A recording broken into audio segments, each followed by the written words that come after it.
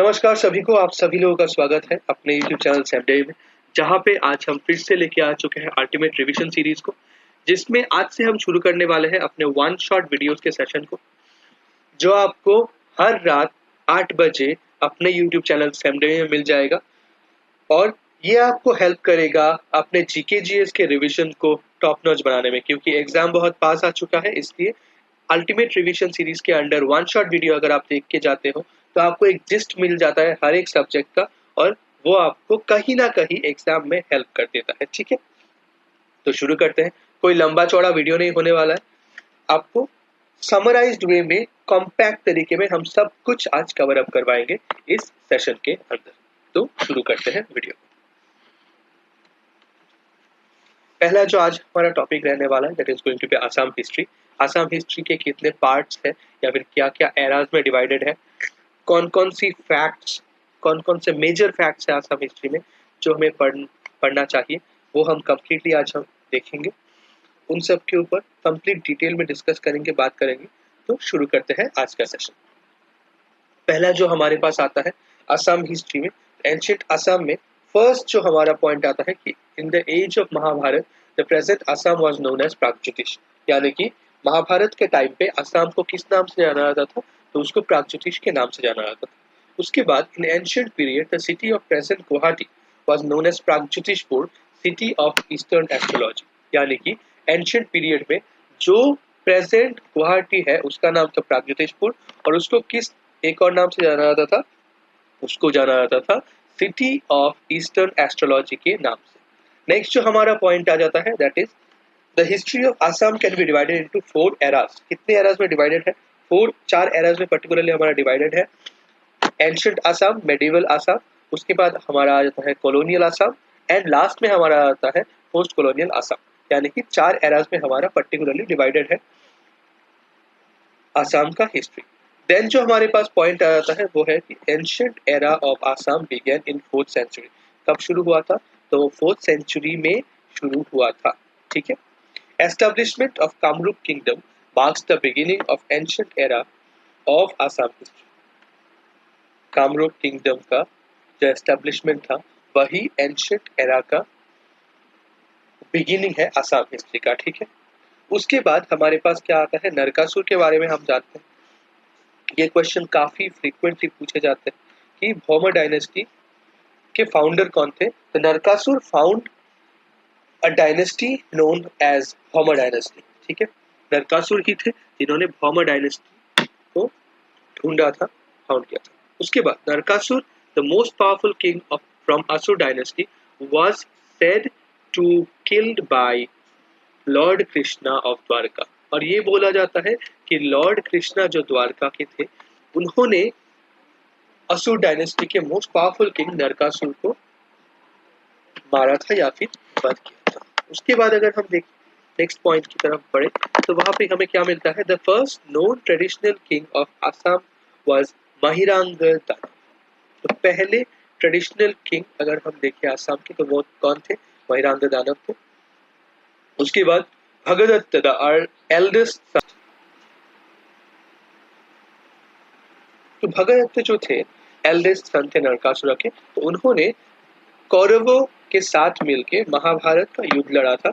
Next अगर हम देखें, Pragjyotishpur became a centre of astrological studies under Brajadatta son of Bhagadatta, और भगदत्त के लड़के के या फिर भगदत्त के सन के अंडर में जिनका नाम ब्रजदत्त था, वो हमारा प्रागज्योतिषपुर एक एस्ट्रोलॉजिकल सेंटर बन गया था। ठीक है, एस्ट्रोलॉजिकल स्टडीज का पूरा सेंटर बन गया था। नेक्स्ट जो हमारे पास आता है वो है the Dighli Pukhuri in Guwahati is associated with Bhagadatta. Guwahati का जो दिघली पुखुरी है वो भगदत्त के साथ एसोसिएटेड है। तो उसके बाद हमारा आ जाता है नेक्स्ट पॉइंट। नेक्स्ट पॉइंट में हमारा क्या आता है, two important kings of ancient period contemporary to the Asura dynasty were Bhishmaka Raja of Vidarbha and Banaraja Surendra. तो 2 इम्पोर्टेंट किंग थे एंशिएंट पीरियड के जो असुर डायनेस्टी में थे, कंटेम्पररी असुर डायनेस्टी में थे। उनका नाम क्या था? भीष्म का राजा विदर्भ के राजा थे और सुनितपुर के राजा थे वन राजा। ठीक है, ये दो इंपॉर्टेंट किंग्स है एंशियंट पीरियड के हमारे। उसके बाद Lord Krishna marriage Rukmini after kidnapping her and she was the daughter of king Bhishma. तो लॉर्ड कृष्णा ने रुक्मिणी का हरण किया था और हरण करने के बाद, किडनैप करने के बाद उन्होंने शादी किया था रुक्मिणी को। और रुक्मिणी कौन थे? भीष्मक के बेटी थे। लॉर्ड कृष्णा ने जिनका हरण किया था या फिर किडनैप किया था रुक्मिणी, वो कौन थे? लॉर्ड भीष्मक की वो बेटी थे। उसके बाद नेक्स्ट अगर हम देखें, Tezpur earlier known as Sonitpur as the capital of Vanaraja. तो तेजपुर, जिसको आप पहले सुनितपुर बोला था, वो वनराजा का कैपिटल हुआ करता है। ठीक है, उसके बाद अगर हम देखें, वनराजा's daughter eloped and married with Aniruddha, the grandson of Lord Krishna। यहाँ पे हमें मिलता है कि वनराजा के जो बेटी थे वो श्री कृष्ण के जो ग्रैंडसन थे अनिरुद्ध, उनके साथ वो भाग गए थे और उन्होंने भाग के शादी किया था। ठीक है, देन हमें क्या मिलता है? कुमारहरण depicts about Lord Krishna who defeated Vanraja at Tejpurville, and a poetic work narrating the story of Usha's marriage to Aniruddha। ये अनिरुद्ध होगा, थोड़ा मिस्टेक हो गया है प्रिंटिंग में, सॉरी टाइपिंग में। Usha's marriage to Aniruddha by Shankar देव। तो यहाँ पे क्या दिया गया है? कुमारहरण नाम का एक बुक है जहाँ पे बोला गया है कि लॉर्ड कृष्णा ने कैसे तेजपुर के राजा वनराजा को हराया था, या फिर आप कह लो सुनितपुर के राजा वनराजा को कैसे हराया था। और एक पोएटिक वर्क भी है जो कंप्लीटली डिस्क्राइब करता है कि उषा और अनिरुद्ध का मैरिज कैसे हुआ था, which was written by Shankar. ठीक, नेक्स्ट हमें क्या मिलता है? हमारे पास आता है the first known king of Varman dynasty was Pushyavarman. तो पहले जो हमारे किंग थे वर्मन डायनेस्टी के, वो थे पुष्यवर्मन, और Pushyavarman was the founder of Varman dynasty, was contemporary of Samudragupta. और पुष्यवर्मन जो थे वो तो यहाँ पे हमें क्या मिलता है? पुष्यवर्मन जो वर्मन डायनेस्टी के फाउंडर थे वो समुद्रगुप्त के कंटेम्पररी थे। नेक्स्ट हमें क्या मिलता है? The first important ruler of Varman dynasty and the first ruler to perform horse sacrifice, that is Ashvamedha yajna, was Mahendra Varman. तो पहले इंपॉर्टेंट रूलर जो थे वर्मन डायनेस्टी के, जिन्होंने अश्वमेध यज्ञ किया था या फिर हॉर्स सैक्रिफाइस जिसको बोला जाता है, उनको बोला जाता है महेंद्र वर्मन। ठीक है, नेक्स्ट हमारे पास पॉइंट क्या आता है? हमारे पास आता है Bhaskar Varman also named as Kumar Raja because he was a bachelor. और भास्कर वर्मन जो थे उनको कुमार राजा के नाम से भी जाना जाता था क्योंकि वो एक बैचलर थे। उसके बाद Bhaskar Varman established friendship bond with Harshvardhan of Kannauj. ठीक है, भास्कर वर्मन जो थे उन्होंने कन्नौज के राजा हर्षवर्धन के साथ एक फ्रेंडशिप बॉन्ड बनाया था। उसके बाद Hiuen Tsang the Chinese pilgrim and writer of Si Yu Ki visited Assam at the request of Bhaskar Varman. और ह्यूएन संग जो एक चाइनीज पिलग्रिम थे और एक राइटर थे जिन्होंने सियूकी नाम का एक किताब लिखा था जिसमें क्या था? Memorable account of his visit to Kamarupa, जहाँ पे उन्होंने कामरूप के बारे में, जहाँ पे उन्होंने विजिट किया था उसके बारे में लिखा था। और ये वो कब आए थे आसाम में? उन्होंने आसाम में विजिट किया था भास्कर वर्मन के रिक्वेस्ट पे। ठीक है, नेक्स्ट हमारे पास आता है the only gift accepted by Hiuen Tsang from Bhaskar Varman was a cap. Bhaskar Varman से ह्यूएन संग ने जो गिफ्ट एक्सेप्ट किया था that was a cap only. ठीक है, उसके बाद Pala dynasty in Assam was founded by Brahmapala, but the founder of Pala dynasty in Bihar and Bengal was Gopal. तो असम में पाला डायनेस्टी को जिन्होंने ढूंढा था दैट वाज ब्रह्मपाला, लेकिन बिहार और बंगाल में गोपाल नाम से एक और किंग थे, उन्होंने पाला डायनेस्टी को ढूंढा था।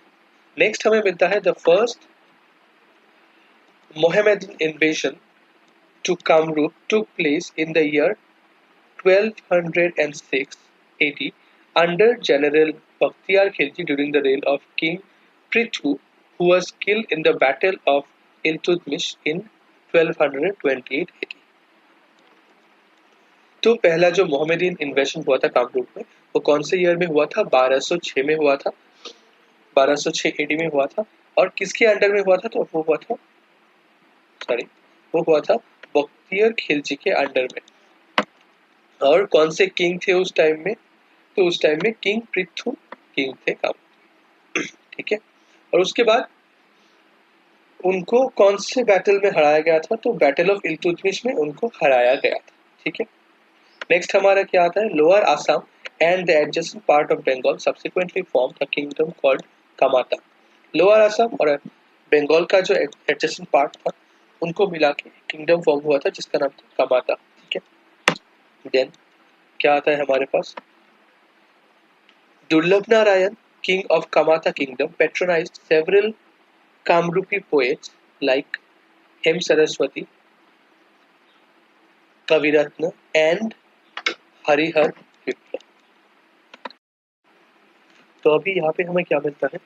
दुर्लभ नारायण जो थे किंग ऑफ कामाथा किंगडम, उन्होंने बहुत सारे कामरूपी पोएट्स को पेट्रोनाइज किया था, जिनमें से थे हेम सरस्वती, कविरत्न और हरिहर विप्लव। उसके बाद हमारे पास क्या आता है? Raghudeva. Raghudeva Narayan was a son of Chilarai.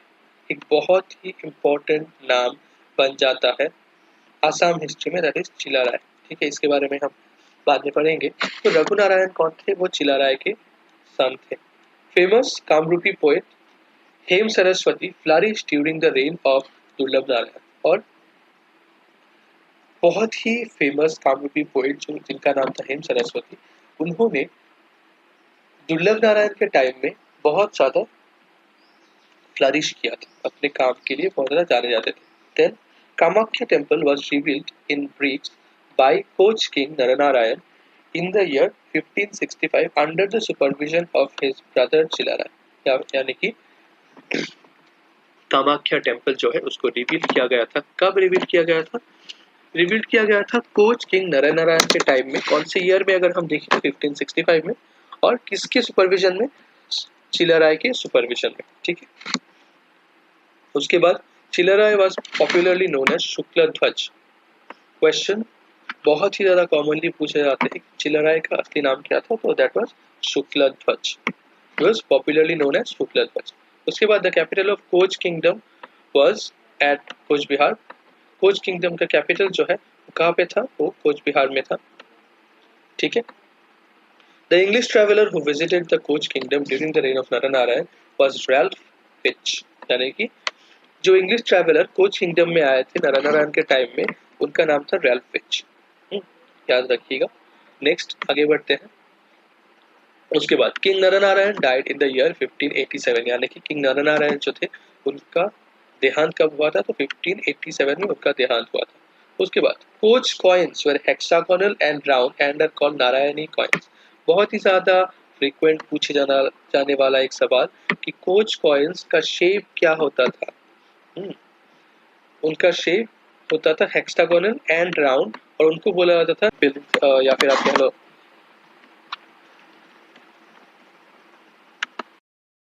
तो अभी अगर हम बात करें गोहाई कमाल अली की, तो गोहाई कमाल अली एक बहुत ही लंबा आप कह लो हाईवे था जिसको बिल्ड किया था कोच की प्रिंस गोहाई कमाल ने। और ये कहाँ से कहाँ तक था?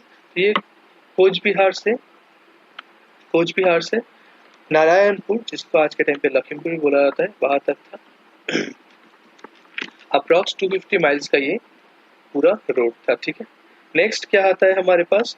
The progenitor of Koch royal family was Hariyamandal. क्या हो जाता है? इसका मतलब हो जाता है प्रोजेनिटर यानी कि एंसेस्टर ऑफ कोच फैमिली का नाम क्या था? हरियमंडल था। The first Koch the first king of Koch dynasty was Bhishma Singh. ठीक है। Son of Hariyamandal. तो पहले जो कोच डायनेस्टी के किंग थे उनका नाम था भीष्म सिंह। नेक्स्ट क्या आता है हमारे पास? Gunamala is a scripture written by Shankardeva within one night at the request of Coach King Naranarayan in 1552. It was a small handbook of Bhagavat Purana. तो गुणमाला जो ये बहुत ही इंपॉर्टेंट स्क्रिप्चर बन जाता है, बहुत बार क्वेश्चन पूछा भी जा चुका है गुणमाला से। तो शंकरदेव ने जो गुणमाला लिखा था वो किसकी रिक्वेस्ट में लिखा था? और वो लिखा था कोच किंग नरनारायण के रिक्वेस्ट पे, और एक रात के अंदर उन्होंने पूरा कंप्लीट हैंडबुक खत्म किया था। जो एक स्मॉल हैंडबुक था वो भागवत पुराण के ऊपर में था। और ये कब हुआ था, उन्होंने कब लिखा था? ये उन्होंने लिखा था 1552 में। ठीक है। उसके बाद the founder of Chutiya kingdom was Birpal, established in the year 1187। यहाँ पे हमारे पास चुतिया किंगडम के जो फाउंडर है उनका नाम दिया गया है, जिनका नाम था बिरपाल। और इनका इस किंगडम का एस्टेब्लिशमेंट कब हुआ था? तो हुआ था 1187 में। Then Chutiyas worshipped god Kesai Khati, where human sacrifice was practiced, but this ritual was abolished by Ahom king Gauri Singh। तो हमारे जो चुतिया किंगडम के जो लोग थे, चुतिया जिनको बोला जाता था, तो उन्होंने गॉडेस कसाई खत्ती का वर्शिप किया था, जहाँ पे वो ह्यूमन सैक्रिफाइस देते थे, जिनके सामने वो ह्यूमन सैक्रिफाइस देते थे। लेकिन बाद में आहोम किंग गौरीनाथ सिन्हा जब आए तो उन्होंने इसको एबोलिश करवा दिया। ठीक है। अ मुस्लिम mistake Khawasa Gausuddin Auliya built his khanqa at Hajo, which is now popularly known as Pau Makkah in the Muslim pilgrims। यहाँ पे क्या मिलता है? एक मुस्लिम मिस्टिक खवासा गौसुद्दीन औलिया, तो इन्होंने क्या किया था? इन्होंने खनका बिल्ड किया था हाजो में, और इसको पॉपुलरली आज क्या बोला जाता है? पाव मक्का के नाम से बोला जाता है आज भी। The last king of Chutiya kingdom was Nityapal. Chutiya kingdom के लास्ट किंग कौन थे? तो दैट वाज नित्यपाल। ठीक है, it was Nityapal. The capital of Chutiya kingdom was Swarnagiri. कब से कब के अंदर अगर हम देखें तो स्वर्णगिरी हमारे पास आ जाता है 1187, दैट इज स्टार्टिंग से 1248 तक कैपिटल था। उसके बाद रत्नपाला कहा कब से कब तक? 1225 टू 1248 तक था। उसके बाद देखें सादिया, ये कहाँ से कब तक था? तो ये हमारा 1248 टू 1524 तक था।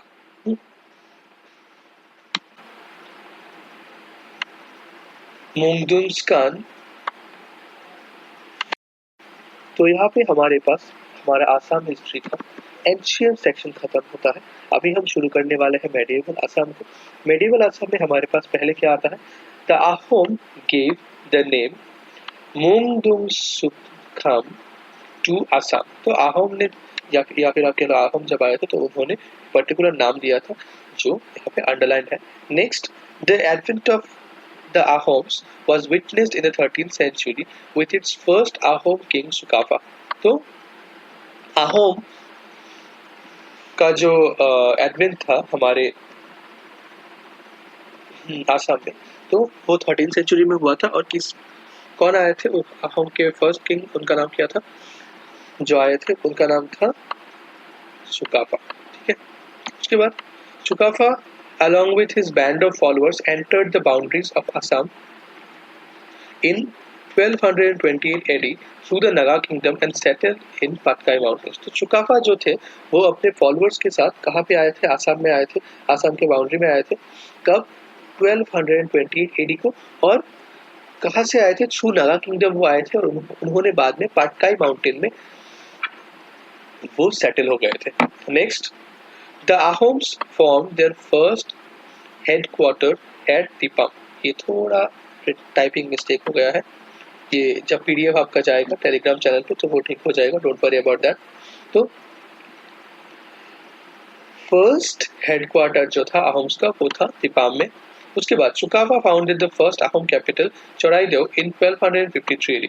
चुकाफा ने अहोम का जो फर्स्ट कैपिटल है उसको फाउंड किया था कहाँ पे, तो वो चराइदो पे था। और कब फाउंड किया था, तो उन्होंने 1253 एडी को फाउंड किया था। Next, his son Suseufa succeeded and extended the boundaries of Ahom kingdom from the areas adjoining Dikho River to Namdang River। तो उनके जो सन थे उन्होंने सक्सीड किया था और एक्सटेंड किया था अहोम के बाउंड्रीज को, या फिर आप कह लो अहोम किंगडम के बाउंड्रीज को। कहाँ से कहाँ तक, दिखो रिवर से नामदंग रिवर तक उन्होंने एक्सटेंड किया था।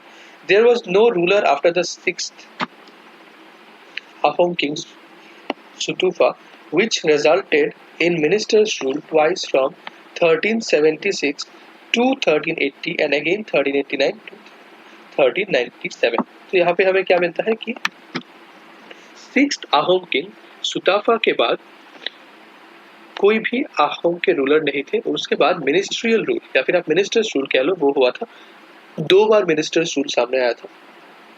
कब कब, तो पहला हुआ था 1376 से 1380 के बीच में, और सेकंड हुआ था 1389 से 1397 तक। ठीक है, ये दोनों टाइम में मिनिस्ट्रियल रूल अहोम किंगडम में आया था। देन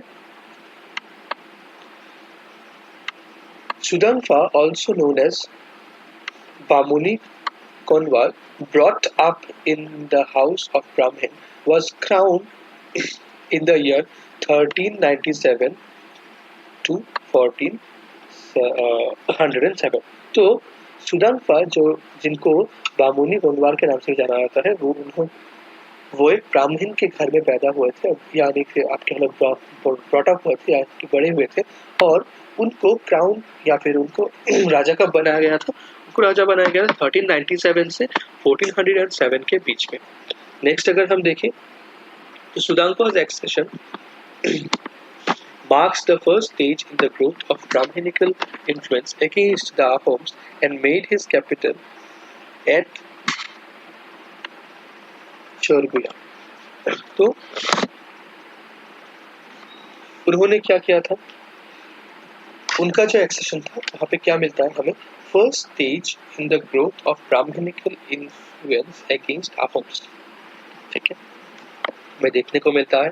और उन्होंने अपना कैपिटल कहाँ पे बनाया था, उन्होंने कैपिटल बनाया था चरगुला।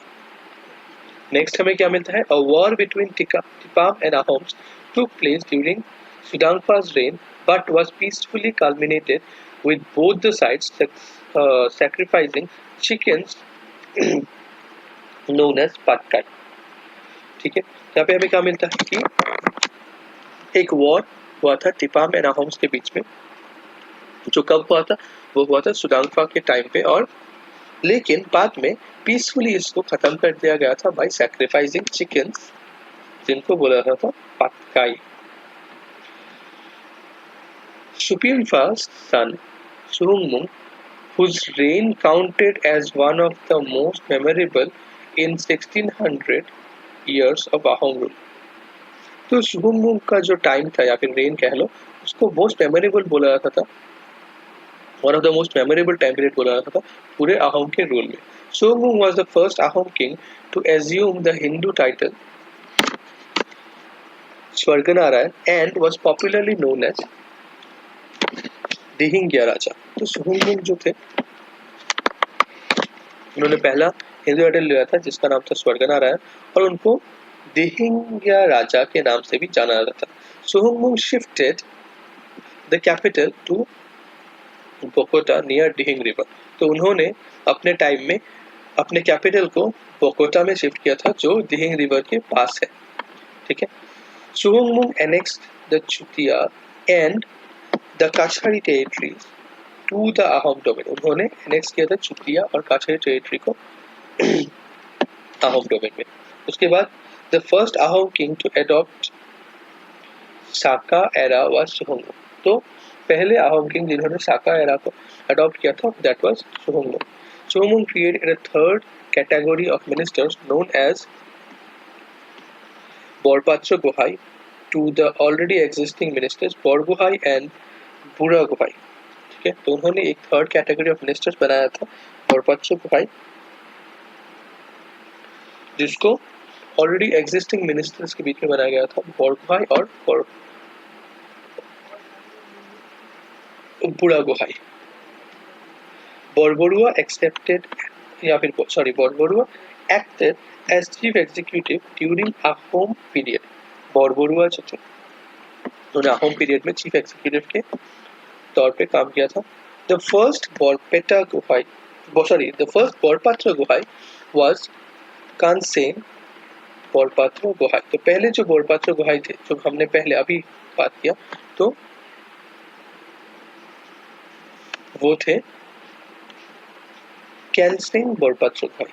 नेक्स्ट हमारे पास क्या आता है, सुहुंगमुंग also created Sadia ख्वा Gohai to administer the Sadia region and मारंगी ख्वा Gohai to administer the territories conquered from the Kacharis। तो यहाँ पे हमें क्या मिलता है, सुहुंगमुंग ने क्या किया था, सादिया ख्वा गोहाई बनाया था। किसलिए बनाया था, to administer the Sadia region and मारंगी ख्वा गोहाई।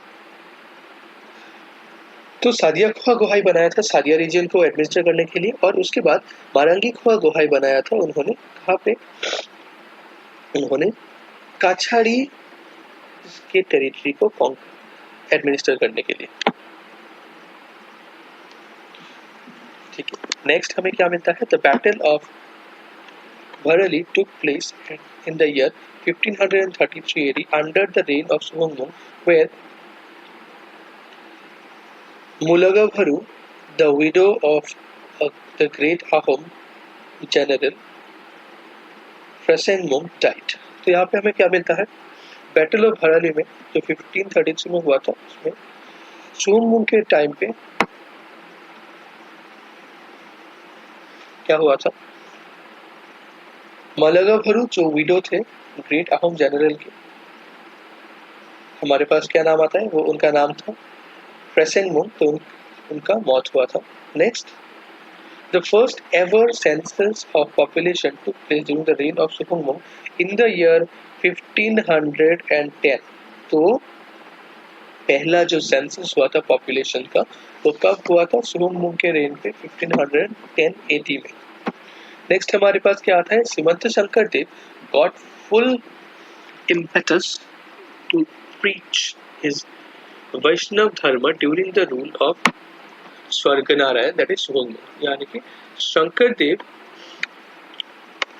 को क्या हुआ था, क्या मिला था, तो श्रीमंत शंकर देव को कंप्लीट छूट मिला था वैष्णव धर्म को प्रचार करने के लिए, और वो कब मिला था, स्वर्गनारायण याग्निक के सुहुंगमुंग के टाइम पे।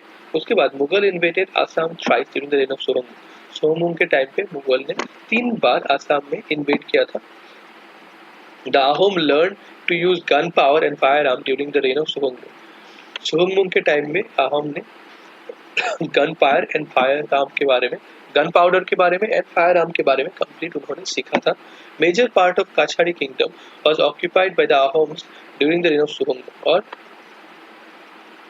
काछाड़ी किंगडम के मैक्सिमम पार्ट को सुहुंगमुंग के टाइम पे सुहुंगमुंग ने ऑक्यूपाई किया हुआ था। Suhungmung died in the year 1539 AD at the hands of Kachari servant, और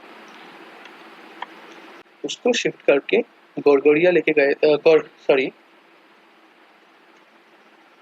तो सुहुंगमुंग के जो बेटे थे सुलेंगमुंग, उन्होंने क्या किया था, अपने कैपिटल को शिफ्ट किया था गुड़गांव में, और उनको गोरगोरिया राजा भी बोला जाता है। नेक्स्ट हमारे पास क्या आता है, Sukhampha the son of Sulengmung succeeded him and was also known as Khora Raja. तो उसके बाद सुलेंगमुंग जो थे उनके बेटे ने उनको सक्सीड किया और उसको बोला जाता था खोरा राजा। Then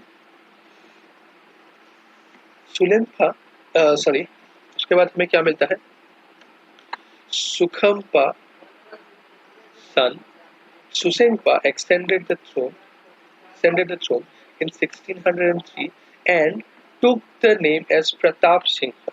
He created an important post known as Borphukon and Borborwa. तो सुलेफा के जो लड़के थे सुसेनफा, उन्होंने एसेंड किया था थ्रोन को 1603 में, और उन्होंने एक नाम लिया था जिसका नाम था प्रताप सिंह। उन्होंने अपना नाम प्रताप सिंह के नाम से लिया था, और उसके बाद उन्होंने 2 इम्पोर्टेंट पोस्ट बनाया था, एक का नाम था बॉरफुकन, एक का नाम था बॉरबरुआ। नेक्स्ट हमें क्या मिलता है, मुमाई तामुलीज बरबरुआ was the first बरबरुआ ऑफिशियल, यानी कि फर्स्ट बरबरुआ ऑफिशियल जो थे वो कौन थे, Momai Tamuli Barbarua. The war between the Mughals and the Ahoms was at peak during the reign of Pratap Singh. Mughal और अहोम के बीच में जो वॉर हो रहे थे वो पीक पे कब था, वो प्रताप सिंह के टाइम पे था, यानी कि सुसिंगफा के टाइम पे था. During the reign of Pratap Singh pike system was introduced, और प्रताप सिंह के टाइम पे पाइक सिस्टम इंट्रोड्यूस हुआ था. Under the Paik system officials like Hazarika, Shaikias and Bodwas were appointed, और इस पाइक सिस्टम के अंडर में बहुत सारे ऑफिसर्स को अपॉइंट किया गया था, जिनमें थे हजारिका, शोइकिया, बोडबरुआ. ठीक है. नेक्स्ट हमारे पास क्या आता है, Pratap Singh was also known as Swargadeo Buddhi Swarganarayan and also known as Budha Raja. Pratap Singh को दो नाम से भी जाना जाता था. तो क्या है उनका नाम था स्वर्गदेव बुद्धि स्वर्गनारायण, और बूढ़ा राजा के नाम से जाना जाता था. नेक्स्ट हमें क्या मिलता है, princess Mangaldoi the daughter of coach king Raghudev was offered to Pratap Singh, यानी कि कोच किंग के जो लड़की थी, हाँ कोच किंग के जो डॉटर थे उनको प्रताप सिंह को ऑफर किया गया था, यानी कि मैरिज के लिए ऑफर किया गया था. Then Pratap Singh also assumed the title of Gajapati meaning the lord of elephants for his love towards elephant, और उन्होंने प्रताप सिंह ने एक और टाइटल लिया था जिसका नाम था गजपति, और ये इसलिए लिया था क्योंकि उनको एलिफेंट के साथ बहुत ज्यादा लगाव था. उसके बाद sorry, Sutamla also known as Bhaganiya Raja who assumed the Hindu name Jayadhvaj Singha came to reign in 1648 1663. उसके बाद हमें क्या मिलता है, सुतामला जिनको भगनिया राजा के नाम से जाना जाता था, उन्होंने एक हिंदू नाम लिया था. क्या नाम था, तो उसका नाम था जयध्वज सिन्हा. ठीक है, उन्हें एक नाम दिया था जयध्वज सिन्हा. और वो कब रेन में यानी आप कह लो कब वो शासन में आए थे, तो वो शासन में आए थे 1648 से 1663 के बीच. Mirzumla, the powerful general of Mughal kingdom, was sent by Aurangzeb in 1662 AD. और 1662 AD में औरंगजेब की तरफ से मिर्जुमला को भेजा गया था. देन हमें क्या मिलता है, Supungmung is also known as Chakradhwaj Singh. उसके बाद हमें एक और राजा का नाम मिलता है जिसका नाम था सुपुंगमुंग, तो उनको क्या बोला जाता है, चक्रध्वज सिन्हा के नाम से बोला जाता था. The battle of Alabai was fought in the year 1669 to 1670, August 14 during the reign of Chakradhwaj Singh. तो बैटल ऑफ अलाबाई जो था वो कब लड़ा गया था, 1669 से 1670 के बीच में, अगस्त में. और किसके टाइम पे लड़ा गया था, तो वो चक्रध्वज सिन्हा के टाइम पे लड़ा गया था. The famous battle of Saraighat took place in the year 1671 at Saraighat between the Ahoms and Mughals under the leadership of great general Lachit Borphukan during the reign of Ahom king Uditya Narayan. तो अब हमें क्या मिलता है, बैटल ऑफ सरायघाट के बारे में पता चलता है. ये बहुत ही इंपॉर्टेंट क्वेश्चन होता है, फिर एक बहुत ही इंपॉर्टेंट कॉन्सेप्ट हो जाता है सरायघाट का बैटल, जो किसके बीच में लड़ा गया था. पहले देख लेते हैं कहाँ पे, तो वो सरायघाट पे लड़ा गया था. किसके बीच में, अहोम्स एंड मुगल्स के बीच में. और उस टाइम पे अहोम्स को लीड कौन कर रहे थे, तो वो लीड कर रहे थे लाचित बोरफुकन. ठीक है, उस टाइम में किंग कौन थे, अहोम किंग, तो वो थे उदयतना, हाँ सॉरी, तो वो थे उदय सिंह, उदयादित्य सिन्हा के टाइम पे ये बैटल हुआ था. Next, in the battle of Saraighat of 1671 Mughal forces were led by Ram Singh. और उस टाइम पे मुगल फोर्सेस कौन लीड कर रहे थे, तो वो लीड कर रहे थे राम सिंह. अ fort was created at Saraighat bank of the Saraighat bank of river Brahmaputra known as Lachitgarh, and its completion duty relied on Lachit's maternal uncle, but due to his negligence towards his duty, Lachit beheaded him. तो क्या मिलता है यहाँ पे? एक fort create किया गया था सरायघाट में ब्रह्मपुत्र रिवर के पास ही, जिसका नाम दिया गया था लाचितगढ़, और इसके कंप्लीशन का जो दायित्व होता है वो किसको दिया गया था, ड्यूटी किसको दिया गया था? तो वो दिया गया था लाचित के मैटरनल अंकल को। लेकिन बाद में क्या देखा जाता है, बाद में देखा जाता है कि जो मैटरनल अंकल थे उनको नेग्लिजेंस की वजह से लाचित या फिर आप कह लाचित बोरफुकन ने उनको बिहेड कर दिया था, ठीक है, यानी कि उनको मार दिया था। देन हमें क्या मिलता है? The youngest boy king known as Lora Raja with the Hindu name Ratnadhwaj Sinha and Ahom name Sulikpa at the advice of Lalukula Borfukan was determined to kill all the descendants of the former kings. तो सबसे छोटे जो राजा थे, youngest king, boy king जो थे, उनको उनका नाम दिया गया था लोरा राजा, और उनको हिंदू नाम क्या दिया गया था? उनको हिंदू नाम दिया गया था रत्नध्वज सिन्हा, और उनका आहम नाम था सुलेखा। और लालू खोला बोरफुकन के एडवाइस पे वो डिटरमाइंड हो गए थे सब जितने भी फॉर्मर किंग्स थे उनको मारने के लिए, ठीक है। नेक्स्ट क्या मिलता है? नेक्स्ट हमें दिखता है इन 1610 होताई डेका शोइकिया, अघोना काछारी and मदन तामुली assassinated लालू खोला बोरफुकन, यानी कि 1680 में क्या हुआ था? ये तीनों मिलके उन्होंने लालू खोला बोरफुकन को मार दिया था। Then Godapani, who was known as Godadhar Sinha and with Ahom name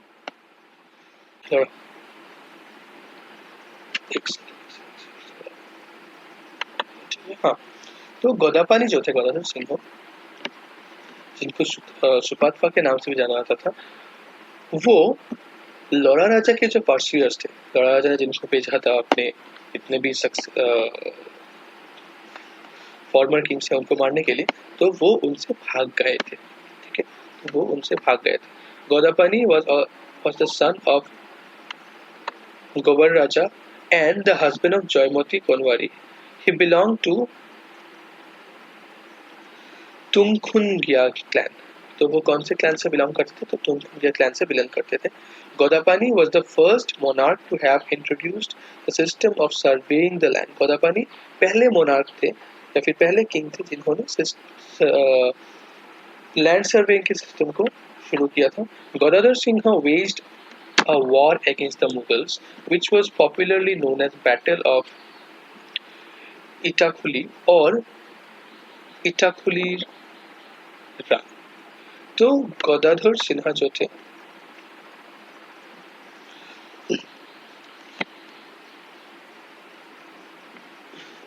उन्होंने he was waged a war against Mughal, जिसको क्या बोला जाता है? जिसको बोला जाता है बैटल ऑफ इताकुली या फिर इताकुली रन।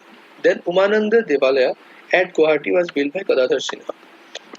अगर आप चाहोगे गुवाहाटी में तो उमानंद देवालय के नाम से भी एक टेंपल है, तो उसको किसने बिल्ड किया था? गदाधर सिन्हा ने बिल्ड किया। Then Dhodar a road near Golaghat was build by Gadadhar Sinha. उसके बाद धोदर नाम का एक रोड है गोलाघाट में, उसको भी गदाधर सिन्हा ने बिल्ड किया था। नेक्स्ट हमें क्या मिलता है? Gadadhar Sinha founded his capital Borkola. तो गदाधर सिन्हा ने अपना कैपिटल फाउंड किया था, वो कहाँ पे था? बोरकोला में, ठीक है। उसके बाद सुक्रुंगफा, also known as Lai, was the eldest son of Gadadhar Sinha, taking the Hindu name Rudra Sinha, constructed a city of Rangpur. तो हम देखिए अगर सुक्रुंगफा, जिनको नाम लाई नाम से भी जाना जाता था, जो गदाधर सिन्हा के एल्डेस्ट सन थे और उन्होंने एक हिंदू नाम लिया था जिसका नाम था रुद्र सिन्हा। तो उन्होंने क्या किया था? उन्होंने सिटी ऑफ रंगपुर को कंस्ट्रक्ट किया था, ठीक है। उसके बाद Joysagar tank and Joydol was build by Rudra Sinha. ये दोनों जगह भी रुद्र सिन्हा ने ही बनाए थे। Then Rudra Singha hope to make the Ahom kingdom an important power India. उन्होंने अहोम किंगडम को एक इम्पोर्टेंट पावर बनाने के लिए ठान लिया था। Then for the better administration of his kingdom he introduced 5 new ranks. खेल का ताकी, उसके बाद हमारे पास आता है काकवती, उसके बाद हमारे पास आता है बैरागी, उसके बाद हमारे पास आता है बैरागी। देन हमारे पास क्या आता है, देन हमारे पास आता है खाउंड एंड लास्ट में हमारे पास आता है दलोई। तो बेटर एडमिनिस्ट्रेशन के लिए हमारे जो रुद्र सिन्हा थे उन्होंने 5 ऐसे रैंक्स को इंट्रोड्यूस किया था। Then Sanskrit language was used on Ahom coins from the reign of Suhungmung. Sanskrit language जो है वो अहोम कॉइन्स में कब से शुरू हुआ, तो वो शुरू हुआ सुहुंगमुंग के टाइम से। देन हमारे पास आता है the stone bridge over Namdang river was built by Rudra Sinha, also built Harikatia Ali and मिथिका आली। तो स्टोन ब्रिज जो है नामदंग रिवर के ऊपर जो है उसको भी रुद्र सिन्हा ने बिल्ड किया था, और उसके साथ साथ उन्होंने और क्या बिल्ड किया था, उन्होंने हरकाटिया आली और मिथिका आली को बिल्ड किया था। Rudra Sinha was succeeded by his eldest son Shiva Sinha, first sun of Rudra Sinha. तो रुद्र सिन्हा को किसने सक्सीड किया था, सक्सीड किया था शिवा सिन्हा ने, जो रुद्र सिन्हा के एल्डेस्ट सन थे। उसके बाद हमारे पास क्या था, Shiva Sinha was a weak person and installed his queen Phuleshwari as Bor Raja और चीफ किंग। तो शिवा सिन्हा क्योंकि वो एक वीक पर्सन थे तो उन्होंने अपने क्वीन को इंस्टॉल किया था एज चीफ किंग। क्वीन का नाम था फुलेश्वरी, जिनको बॉल राजा या फिर एज चीफ किंग उन्होंने इंस्टॉल किया था। उसके बाद हस्ती विद्यानभ was composed during the reign of Shiva Sinha, an Assamese treasure on elephants composed by Sukumar Borkait in the year 1738 AD। और उसके बाद हमें क्या मिलता है, हस्ती विद्यानभ कंपोज करवाया गया था किसके टाइम पीरियड में, तो शिवाजी सिन्हा के टाइम पीरियड में। और किसने कंपोज किया था, तो उसको उसको कंपोज किया था सुकुमार बोरकाइट ने। और ये किस चीज के ऊपर था, ये हस्ती विद्यानभ, ये था an Assamese treasure on elephants के ऊपर ये पूरा था। और ये कब कंपोज किया गया था, ये कंपोज किया गया था 1738 AD में, ठीक है। देन हमारे पास क्या आता है, Shiva Singha married Phuleshwari sister Draupadi after death of Phuleshwari. तो फुलेश्वरी देवी के देहांत के बाद शिवा सिन्हा ने फुलेश्वरी देवी के जो सिस्टर थे द्रौपदी जिनका नाम था, उनके साथ शादी किया था। She was the next Bor Raja and was with the name Ambika and she built Shivdol. तो हमें क्या मिलता है यहाँ पे कि जो सिस्टर थे द्रौपदी फुलेश्वरी देवी के, उनको नेक्स्ट बॉल राजा बनाया गया था और जिनका नाम अंबिका रखा गया था, और उन्होंने बाद में शिवदोल का भी निर्माण किया था, ठीक है।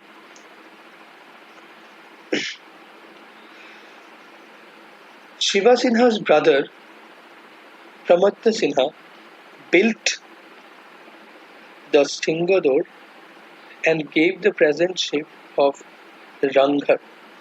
उन्होंने शिवा सिन्हा के जो ब्रदर थे, जो रुद्र सिन्हा के सेकंड सन थे, उन्होंने किया था, उन्होंने सिंगदौर का भी निर्माण किया था।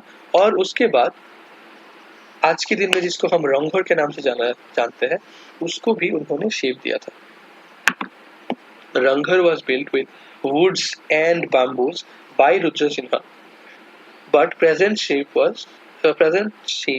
by Pramatha Sinha। तो रंघर जो था वो पहले वुड्स और बैम्बूज से बनाया गया था रुद्र सिन्हा के टाइम पे, लेकिन उसको शेप किसने दिया था, उसको शेप दिया था प्रमत्त सिन्हा ने। पोसा system with the hill tribes was introduced bye Pratap Sinha. It was an imposition of tax on the tribals. पोसा सिस्टम जो था हिल ट्राइब्स के ऊपर, उसको इंट्रोड्यूस किया था प्रताप सिन्हा ने। और ये क्या था, ये ट्राइबल्स के ऊपर एक टैक्स इम्पोजिशन था। उसके बाद हमें क्या मिलता है, Rajeshwar Sinha third son of Rudra Sinha left the state at the hands of Borbarua Kirtichandra Gandhela known as Jalambota for his jealousy character. तो राजेश्वर सिन्हा जो थे उन्होंने अपने स्टेट को किसके हाथ में छोड़ दिया था, बोरबोरुआ कीर्तिचंद्र गंधेला के हाथ में उन्होंने छोड़ दिया था, छोड़ के वो चले गए थे। उसके बाद हमें क्या मिलता है, Rajeshwar Sinha was offered the hands of Puranganarayani, daughter of Joy Sinha the king of Manipur. Rajeshwar Sinha को ऑफर किया था किंग ऑफ मणिपुर ने अपनी बेटी जो जय सिन्हा थे से शादी करने के लिए। नेक्स्ट हमें क्या मिलता है, नेक्स्ट हमें मिलता है temple of Navagraha situated at the Chitrachal hills was build by Rajeshwar Sinha. यानी कि नवग्रह टेम्पल जो सिचुएटेड है चित्राचल हिल्स पे, उसको किसने बनाया था, राजेश्वर सिन्हा ने बनाया था। The treaty of Ghilajharia Ghat between Jayadhwaj Sinha and Mir Jumla was signed on 2 January 1663। तो अभी हमें क्या मिलता है कि ट्रीटी ऑफ घिलाजारिया घाट जो जयध्वज सिन्हा एंड मिर्जुमला के बीच में हुआ था वो कब साइन हुआ था, 22 जनवरी 1663 में वो साइन हुआ। उसके बाद हमें मिलता है तलातल घर कैरेंघर वशिष्ठ आश्रम नवग्रह मंदिर मणिकर्णेश्वर मंदिर चित्राचल मंदिर हरगौरी देवालय एट गुवाहाटी। उसके बाद निग्रिट्रिंग मंदिर eight दरगांव was built by Rajeshwar Sinha, a royal palace at Gorgoa during the reign of Rudra Sinha। तो अभी हमें क्या मिलता है, ये जितने भी जगह है इनको किसने बनाया था, राजेश्वर सिन्हा ने बनाया था। किसके टाइम पीरियड में, रुद्र सिन्हा के टाइम पीरियड में। The first Moamoria rebellion took place in 1769 AD during the reign of Lakshmi Sinha. पहला जो मामोरिया रेबेलियन हुआ था वो 1769 में किसके टाइम पीरियड में हुआ था, तो लक्ष्मी सिन्हा के टाइम पीरियड में हुआ था। Next, the second Moamoria rebellion broke out during the reign of Gaurinath Sinha. Second Moamoria rebellion जो हुआ था वो किसके टाइम पीरियड में हुआ था, तो वो हुआ था गौरीनाथ सिन्हा के टाइम पीरियड में।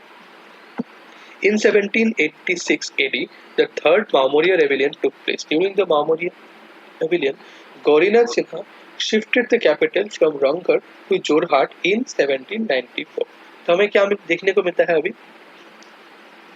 मामोरिया रेबेलियन के बारे में कुछ चीजें हमें पता चला। उसके बाद मामोरिया रेबेलियन का जो टाइम था उस टाइम पे गौरीनाथ सिन्हा ने क्या किया था, अपनी कैपिटल को शिफ्ट करवा लिया था रंगगढ़ से जोरहाट में इन 1794। Opium cultivation was introduced the first time by Captain Wells during the reign of Gaurinath Sinha. और ओपियम जो कल्टीवेशन था वो कैप्टन वेल्स ने इंट्रोड्यूस किया था। कब शुरू हुआ था, गौरीनाथ सिन्हा के टाइम पे। बदन चंद्र was appointed as the Borfukan by Chandrakanta Sinha and this proved disastrous by choice, which led to the invasion of Burmese in Sindh। और बदन चंद्र को अपॉइंट किया गया था एज बॉरफुकन। किसने अपॉइंट किया था, तो वो अपॉइंट किया था चंद्रकांत सिन्हा ने। और ये एक बहुत ही बुरा चॉइस साबित हुआ था क्योंकि इसके बाद बार्मीज ने बहुत बार सीरीज में कंटिन्यूअसली इन्वेजन किया था आसाम में। बदन चंद्र बॉरफुकन इन्वाइटेड बार्मीज टू आसाम और उन्होंने ही बर्मीज को आसाम में इन्वाइट कर लिया। The first Burmese invasion to Assam took place in the year 1817। Second invasion took place in the year 1819 during the reign of Purandar Sinha and third Burmese invasion took place in 1821। तो पहला Burmese invasion जब हुआ था तब हुआ था 1817 में। Second जो हुआ था that was in 1819 Purandar Sinha के टाइम में। और थर्ड जो बर्मीज इन्वेजन हुआ था that was in 1821 AD। ठीक है, नेक्स्ट हमें क्या मिलता है, तो Purandar Sinha was installed as the king in the year 1888 to 1889 during the patronage of Ruchinath Burgohain. तो पुरंदर सिन्हा को कब एज ए किंग इंस्टॉल करवाया गया था? तो दैट वाज डन ड्यूरिंग 1818 से 1819 के बीच में उनको एज किंग इंस्टॉल किया गया था। और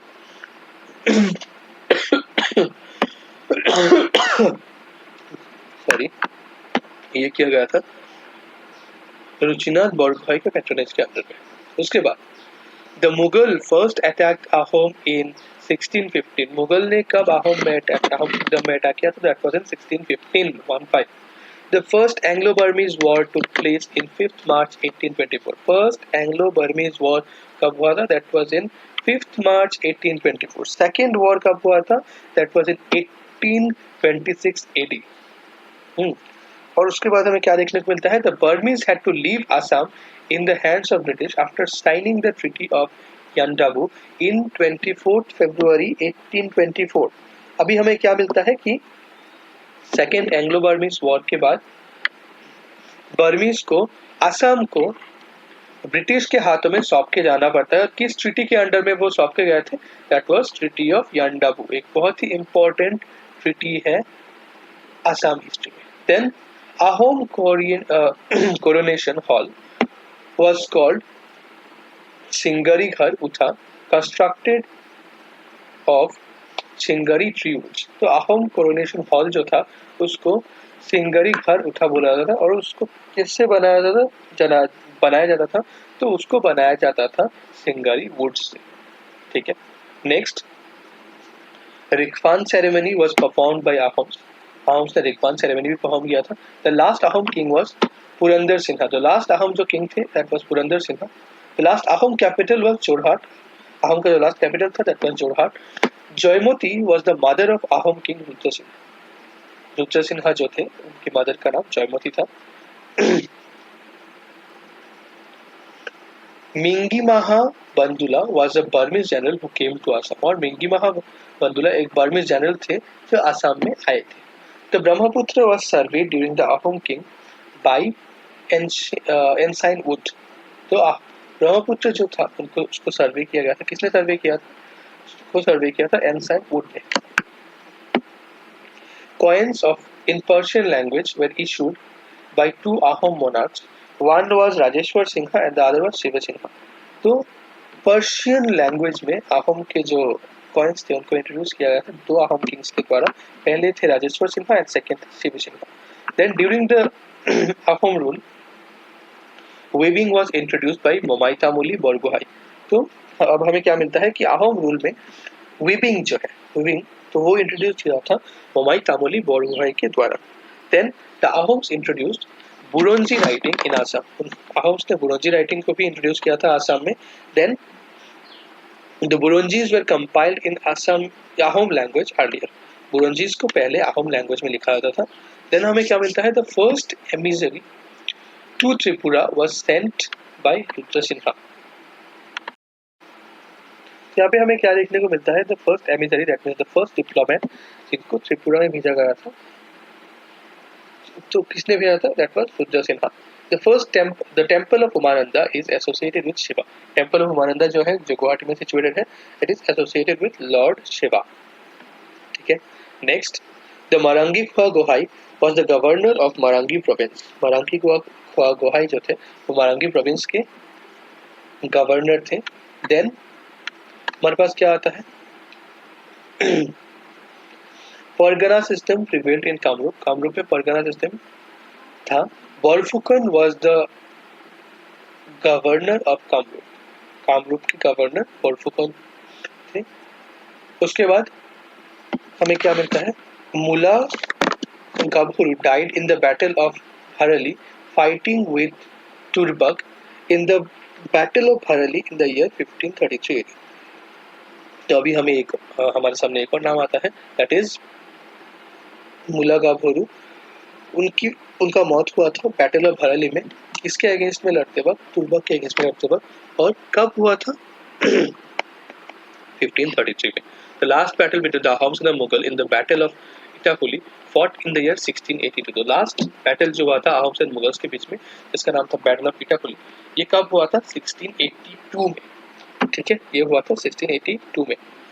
देन हमें क्या मिलता है, title Pratap Vallabh was conferred on Kaliyabhumra Borphukon for suppressing the rebellion of Haradatta and Virdatta by Kamleshwar Sinha.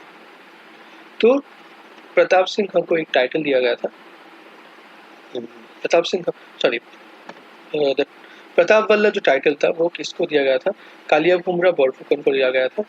क्यों दिया गया था, क्योंकि उन्होंने सप्रेस किया था rebellion of Hardatta and Bidatta. ठीक है, नेक्स्ट हमें क्या मिलता है, the Ahom king coins were octagonal in shape. बहुत ही इंपॉर्टेंट क्वेश्चन बन जाता है एडीआरई के लिए कि अहोम कॉइन्स जो थे वो कौन से शेप में थे, तो that was an octagonal shape. The first Borphukan of Ahoms was Langi Panisingia. तो पहले जो बोरफुकन थे अहोम के वो कौन थे, दैट वाज लंगी पानी सिंगिया। उसके बाद हमें क्या मिलता है, Azam Tara offered the sum of 4 lakhs for handing over of Guwahati to लालूखुला Borgohain. और आजम तारा ने 4 लाख का एक अमाउंट ऑफर किया था लालूखुला बोरगोहाई को ताकि वो गुवाहाटी को हैंड ओवर करते हो। उसके बाद हमें क्या मिलता है, The Kacharis were perhaps the earliest known inhabitants of the Brahmaputra Valley। तो काछारी जो थे वो अर्लीस्ट नोन इनहेबिटेंट्स थे कहाँ के, ब्रह्मपुत्र वैली के। Kachari kingdom was occupied by the Ahoms during the reign of Suhungmung. Kachari kingdom को सुहुंगमुंग के टाइम में ऑक्यूपाई कर लिया गया था अहोम्स के द्वारा। The usual shape of Kachari coins were round. Kachari जो कॉइन्स थे वो राउंड इन शेप थे। The capital of Kachari kingdom was Dimapur in Hidimbapur. तो काछारी का जो कैपिटल था दैट वाज इन डिमापुर और हिडिंबापुर। देन हमारे पास क्या आता है, the last Kachari king was Govind Chandra who died in 1830 AD। Last जो काछारी किंग थे he was known as Govind Chandra और उनका मौत कब हुआ था, he died in 1830। Dimapur was situated on the bank of river Dhansiri. Dimapur situated कहाँ पे है, धनसिरी में सिचुएटेड है, धनसिरी रिवर के पास सिचुएटेड है। Last capital of Kacharis was Khaspur. Kacharis का जो लास्ट कैपिटल था that was Khaspur. The Jaintia kingdom was described as women's kingdom in the epic Mahabharata. तो महाभारत में जयंतिया जो किंगडम है उसको वुमेन्स किंगडम के नाम से भी जाना जाता है। Jaintia hills and Khasi hills were annexed into the British empire in 1835 AD। 1835 AD को जयंतिया हिल और खासी हिल जो है वो ब्रिटिश एम्पायर के अंडर में एनेक्स कर दिया गया था। ठीक है, उसके बाद आफ्टर हमारा जो क्या बोले एंशिएंट एंड मेडिएवल असम जो है, उसके बाद हमारे पास आता है मॉडर्न असम के बारे में। अभी हम मॉडर्न असम के बारे में इन डिटेल पढ़ेंगे। तो क्या पहले हमें क्या मिलता है, the East India Company took political control of Assam after signing the treaty of Yandabo in 1826। Yandabo का ट्रीटी जो हमने पहले पढ़ा था, तो ईस्ट इंडिया कंपनी ने यांडाबू ट्रीटी साइन होने के बाद असम को अपने कंट्रोल में ले लिया था, पॉलिटिकल कंट्रोल ले लिया था। The first Assamese who fought against British was Gomdhar Konwar in 1828। तो फर्स्ट असमीज थे जिन्होंने ब्रिटिश के अगेंस्ट में फाइट किया था, दैट वाज गोमधर कोनवार। और कब किया था, 1828 में। ठीक है, 1828 में उन्होंने ये फाइट किया था। The wild indigenous tea plant was discovered in Upper Brahmaputra of Assam in 1823 by Robert Bruce। तो वाइल्ड इंडिजिनियस टी प्लांट जो था उसको डिस्कवर किया था, किसने डिस्कवर किया था ब्रह्मपुत्र वैली में, तो रॉबर्ट ब्रूस ने 1823 को डिस्कवर किया था। देन हमें क्या मिलता है, Danvir title was given to Maniram Dewan. Also he was the first tea planter of India. Maniram Dewan जो थे उनको दानवी टाइटल भी दिया गया था और he was the first tea planter in India and Assam. In 1829 the famous Khasi rebellion broke under the leadership of Tirot Singh. यानी कि 1829 को under the leadership of Tirot Singh for the very famous Khasi rebellion जो है वो हुआ था। उसके बाद 1835 में अगर हम देखें, Firoz Singh surrendered and the administration of Khasi hills passed into the hands of British. तो 1835 में फिरोज सिंह ने सरेंडर कर लिया था और उसके बाद हमारा जो खासी हिल्स है उसका एडमिनिस्ट्रेशन कंप्लीटली चला गया था किसके हाथ में, तो ब्रिटिश के हाथ में चला गया था। नेक्स्ट हमें क्या मिलता है, the Duars of Bhutan. The Duars of Bhutan was also annexed in 1864। 1864 में दोर्स ऑफ भूटान को भी एनेक्स कर लिया गया था। एंड 1833 में Purandar Singha was reinstated by the British but with no power. Purandar Singha को ब्रिटिश ने फिर से रीइंस्टेट किया था लेकिन कोई पावर नहीं दिया था उनको। The famous revolt of 1857 found an echo in Assam too under the leadership of Maniram and Puri Borwa started in Guwahati and Dibrugarh। तो फेमस जो रिवॉल्ट हुआ था 1857 में उसको फैलाने के लिए मनीराम देवान ने और पियोली बरुआ ने बहुत ज्यादा काम किया था। कहाँ पे, गुवाहाटी में और डिब्रूगढ़ में। Maniram Dewan and Piyoli Barua were hanged in 1858। Question पूछा जा सकता है 1858 में मनीराम देवान और पियोली बरुआ को हैंग किया गया था। और अगर डेट की बात करें तो 26 फरवरी। ठीक है, नेक्स्ट अगर हम देखें, the two Assam gardens of Maniram Dewan were Chinamara at Jorhat district and Singlo at Sivasagar district. दो टी गार्डन अगर हम देखें मनीराम देवान के तो वो दो टी गार्डन क्या क्या है, Chinamara at Jorhat district and Singlo at Sivasagar district. ठीक है,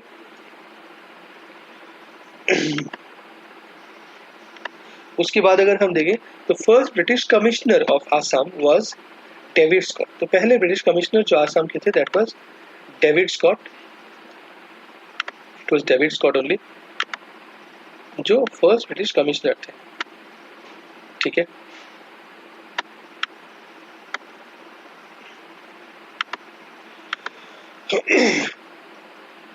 देन हमें क्या मिलता है अभी, Piyali Phukan and Jeuram Dulia Barua were hanged to death in 1830। तो यहाँ पे हमें क्या मिलता है, Piyali Phukan and Jeuram Barua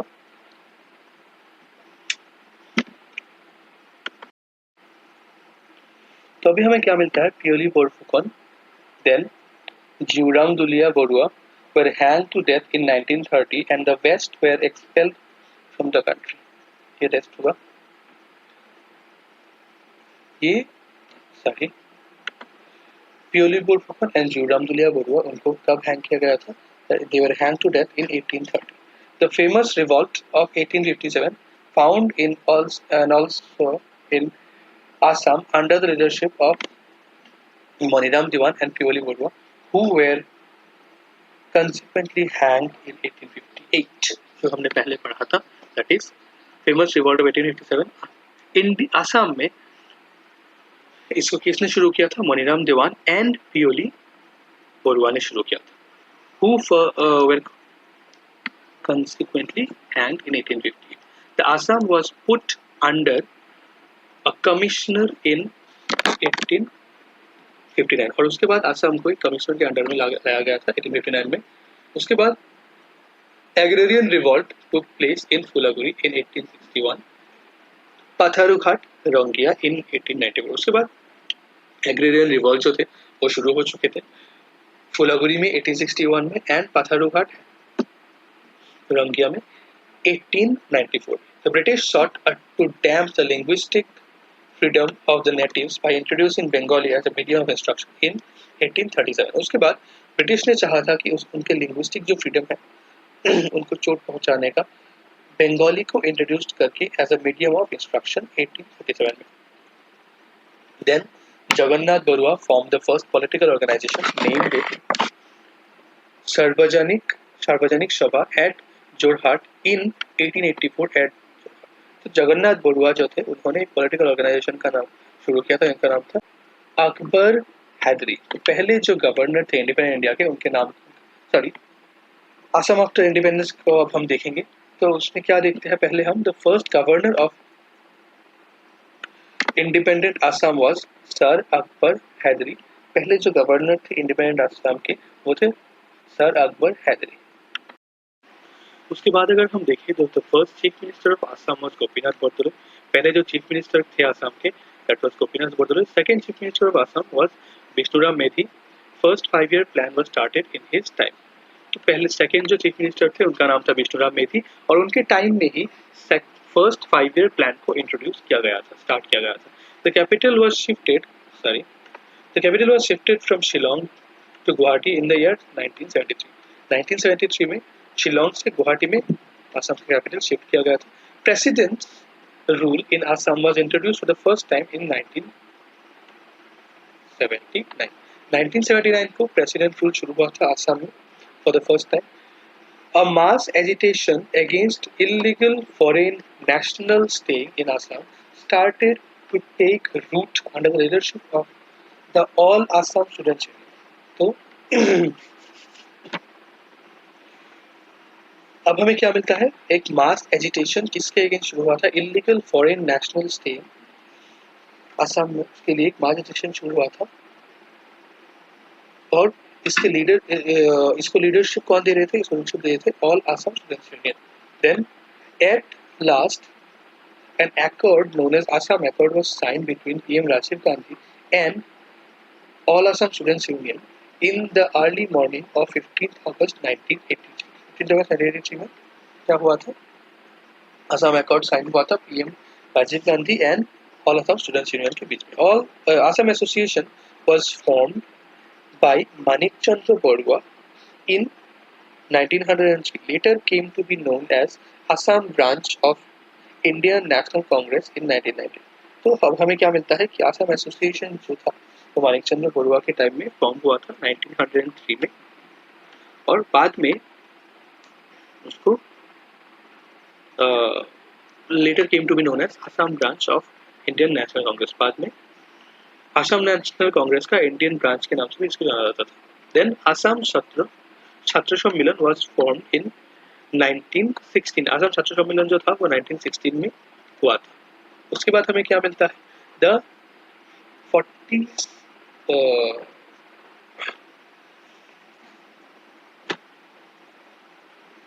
that is 41 session of Indian National Congress took place in Pandu at Guwahati in 1926।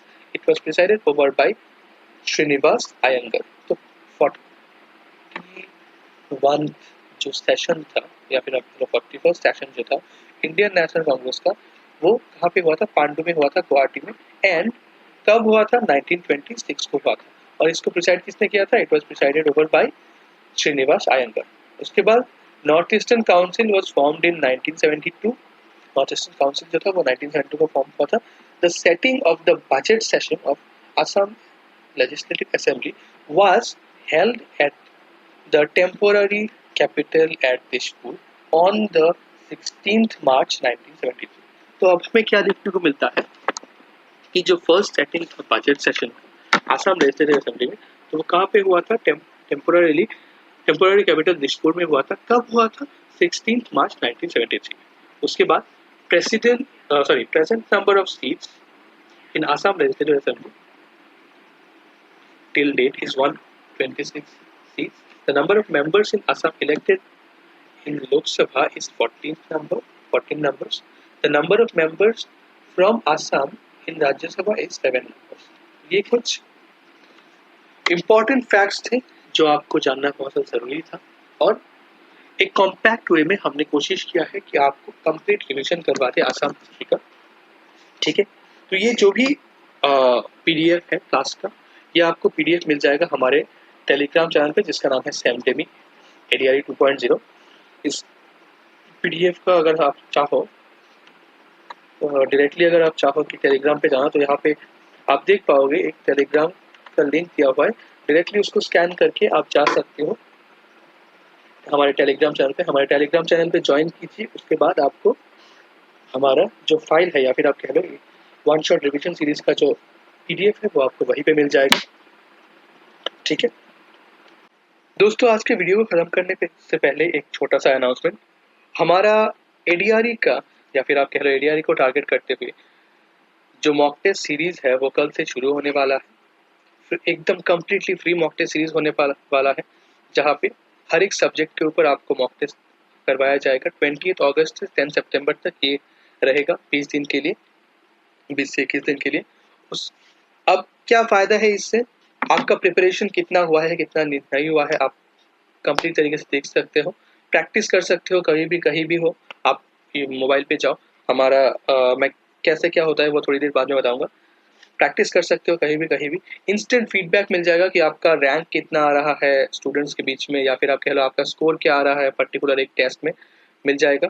Maximise कर सकते हो अपने स्कोर को, जो भी आपका स्कोर चल रहा है अभी करेंट स्कोर चल रहा है उसको बढ़ा सकते हो आप अपने मॉक टेस्ट के थ्रू। तो ये सब चीज़ें आप कर सकते हो। तो आई हाईली रिकमेंड कि आप मॉक टेस्ट में पार्टिसिपेट कीजिए। फ्री मॉक टेस्ट है, कोई पैसा नहीं लग रहा है, सेमडेमी की तरफ से एब्सोल्युटली फ्री है। आपको क्या करना है, हमारा जो व्हाट्सएप नंबर दिया गया है यहाँ पे आप देखिए, रजिस्टर नाउ पे एक व्हाट्सएप नंबर दिया गया है 6900084821, यहाँ इस पे जाइए, इसको सेव कर लीजिए सेमडेमी के नाम से, एडीआरई सेमडेमी मॉक टेस्ट के नाम से सेव कर लीजिए। इस पे जाइए, जाके व्हाट्सएप में हमें टाइप कीजिए I want to join free online mock test for ADRE 2.0। जैसे ही आप ज्वाइन करते हैं हमारा जो टेक्निकल टीम है वो आपके साथ संपर्क करेंगे और उसके बाद आपको हमारे मॉक टेस्ट सीरीज के अंदर ले दिया जाएगा।